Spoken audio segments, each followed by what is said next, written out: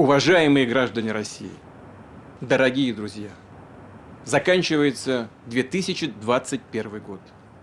Совсем скоро время перенесет нас из прошлого в будущее. Да, так происходит каждый день, минуту и секунду. Но этот непрерывный ход времени мы отчетливо слышим, когда встречаем Новый год. Ждем его как важный жизненный рубеж. Ничего особого в этом поздравлении я не услышал. Даже в прошлом году была какая-то ересь про картонные игрушки, а тут просто стандартный набор слов. Поэтому далее не вижу смысла продолжать его слушать. Если найдутся желающие, то могут послушать его стендап по телевизору. Но таких людей с каждым годом все меньше и меньше. Не каждый хочет портить себе новогоднее настроение его лицезрением, понимая, что завтрашний день, в котором мы проснемся, это будет день сурка. Даже еще хуже, ведь судя по тенденции, ровно через год цены в магазинах будут еще выше, реальные доходы еще меньше, политзаключенных в тюрьмах больше, как и новых антинародных законов. И только Путин будет опять тот же самый по телевизору. За 20 лет он стал просто противен большинству россиян. Путин – это никому не нужный президент и не более. Еще можно посмотреть короткий отрывок его поздравления какого-нибудь блогера, но традиция дожидаться всей семьей без 5 полночь, чтобы услышать президента, остается в прошлом. Эта традиция нарушена.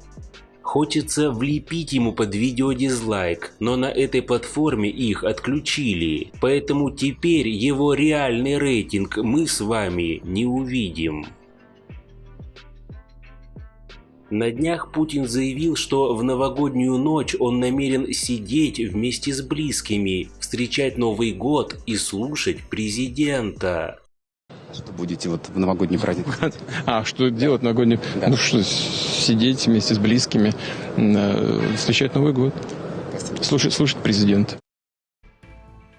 При этом Путин не сообщил, речь какого именно президента он будет слушать и с какими близкими он будет сидеть. Напомню, что Путин продолжает скрывать имена своих детей и внуков, а дочерей Марию Воронцову с Екатериной Тихоновой называет этими женщинами.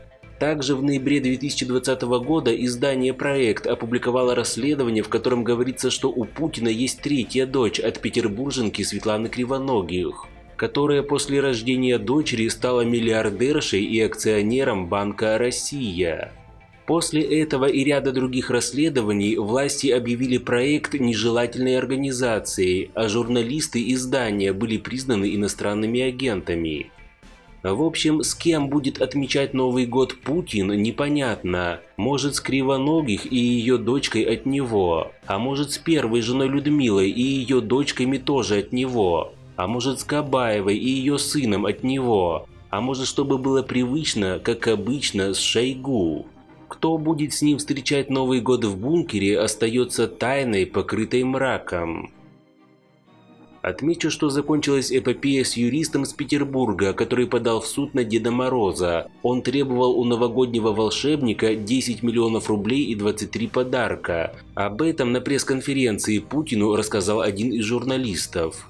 Петербуржец Игорь Мирзоев утверждает, что за последние 23 года ни одна его новогодняя мечта не сбылась. Мужчина подал судебный иск на Деда Мороза, который, по его мнению, не выполняет свои прямые обязанности.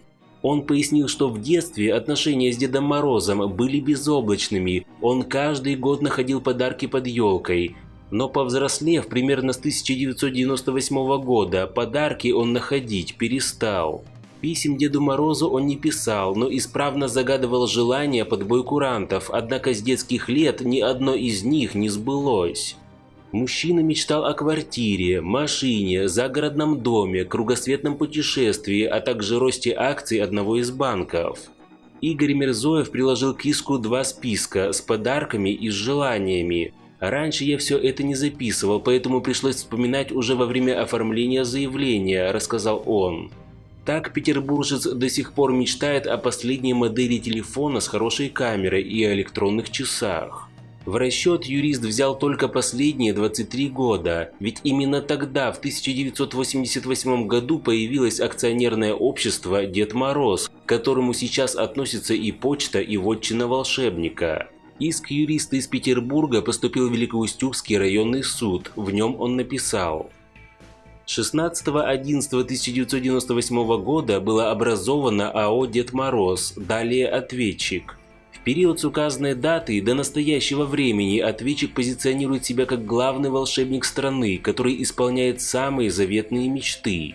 Об этом указано в официальном сообществе во ВКонтакте. Одним из наиболее известных занятий Деда Мороза является раздача подарков накануне Нового года. Однако от момента образования ответчика и до сегодняшнего дня мной ни разу не были получены публично обещанные подарки, а также не были исполнены мои заветные мечты. Таким образом, ответчик уже 23 года, с 1998 года по сегодняшний день, не исполняет своих публично взятых на себя обязательств и тем самым причиняет мне моральный вред в виде нравственных страданий, нарушая мои личные неимущественные права, судебная защита которых предусмотрена положениями статьи 150 и статьи 151 Гражданского кодекса Российской Федерации. На пресс-конференции Путин на сообщение журналиста о данном иске заявил: Вот я бы так ответил. Поскольку я тоже юрист, я могу выступить адвокатом Деда Мороза и напомнить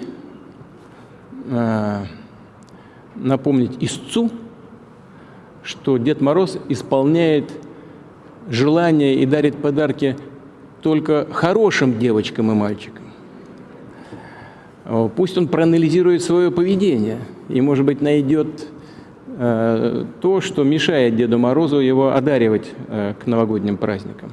А ваши все-таки отношения с Дедом Морозом как построены? Ваши желания выполняют? Мои отношения до сих пор строились благообразным образом, и я ему благодарен за то, что я могу с вами сегодня встречаться в том качестве, в котором я нахожусь. Еще больше я благодарен за это народу Российской Федерации, который доверил мне эту высокую должность. И надеюсь, что Дед Мороз будет сопровождать каждого из нас не только подарками, но и, самое главное, осуществлением наших планов. Исходя из такой логики, Путин и сам, очевидно, не получает подарки. Французская исследовательская компания Ipsos опубликовала результаты опроса общественного мнения жителей Канады. У респондентов спросили, кого бы они занесли в рождественский список непослушных детей, а кого в список послушных детей Санта-Клауса. Возглавил список непослушных детей именно Путин. В списке хороших детей – медики и актеры. Уверен, результаты такого опроса в России не сильно бы отличались. В итоге юрист Игорь Мирзоев, подавший иск о взыскании из Деда Мороза 10 миллионов рублей, 23 подарков и исполнения заветных желаний, отказался судиться. У себя во ВКонтакте он написал: продолжение истории про Деда Мороза. Объединенная пресс-служба судов Вологодской области сообщила, что мой иск был получен. Однако за то время, пока исковое заявление шло до суда, многое изменилось. За Деда Мороза вступился сам президент и сказал, что будет его личным адвокатом. Я, хорошенько подумав, решил, что хочу сделать президенту новогодний подарок в виде выигранного им дела. То есть решил отказаться от иска и избавить Деда Мороза от судебных тяжб.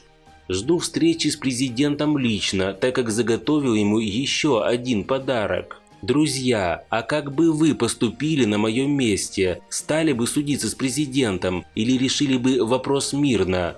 Задал вопрос юрист. Вот так закончилась эта история. Вместо того, чтобы задать актуальные острые вопросы Путину на пресс-конференции, журналисты пропиарили юридическое бюро предприимчивого юриста.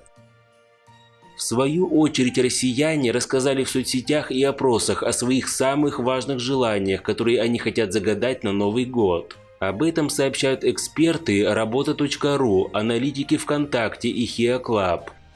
Итак, что нужно нашим согражданам в связи с новым 2022 QR-кодом? Вот некоторые пожелания. окончание пандемии в 2022, перестать жить от зарплаты до зарплаты и в долгах, чтобы простили все кредиты или отдать их, похудеть, перестать быть жиртрестиной, чтобы пропало пузо, не заболеть коронавирусом, QR-код без вакцинации и болезни, еще 1 год на удаленке, 1 миллион подписчиков в соцсетях, iPhone последней модели, чтобы были каждый месяц деньги на оплату всех счетов, еда, коммунальные расходы и тому подобное, чтобы вернулся большой и справедливый СССР, найти чемодан с 1 миллионом долларов, перестать бухать, чтобы жена или муж перестали пить. Ну и самая главная мечта – увидеть уход Путина. Вот такими были основные желания россиян. Надеюсь, в эту новогоднюю ночь каждая ваша заветная мечта сбудется, а Россия, наконец-то, станет счастливой и свободной. А вы как считаете? У вас тоже есть свое мнение? Поделитесь им. Хватит молчать.